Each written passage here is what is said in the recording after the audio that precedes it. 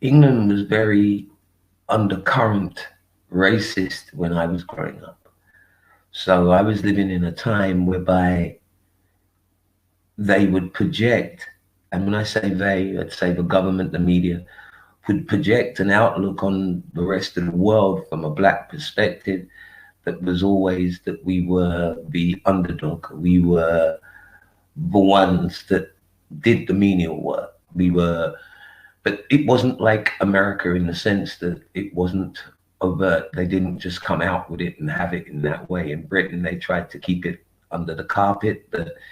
It registered itself in every institution that we have, even though they don't want to say that, but it's institutional, right across the board. So it wasn't easy growing up as a teenager. You would get picked up all the time, just like in America and other countries, I suppose.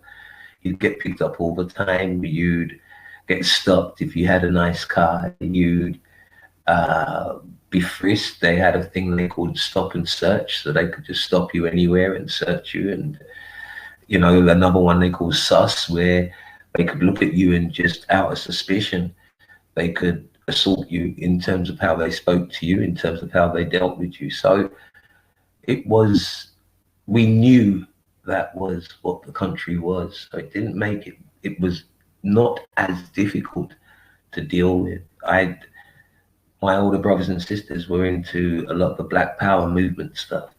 So when I was in my teens, I used to go to various places in England with my sister older than me, and we'd go and see Marcus Garvey. We'd go and see different things about different black authors, writers, philosophers.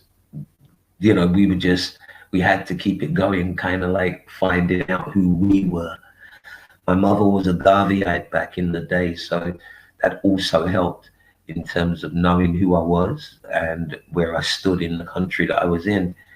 At the same time as saying all of that, we had some really good times, as you do. You have I came from doing a lot of sound system stuff. So I would be on Sir Coxsone, who was the number one sound system, played reggae music and very little R&B. But when he did play an R&B tune, you knew it was going to be a bad tune. So I started out there really, being with the sound systems and going around the country really, playing to people, watching people enjoy themselves. It was all part and parcel of what I ended up doing.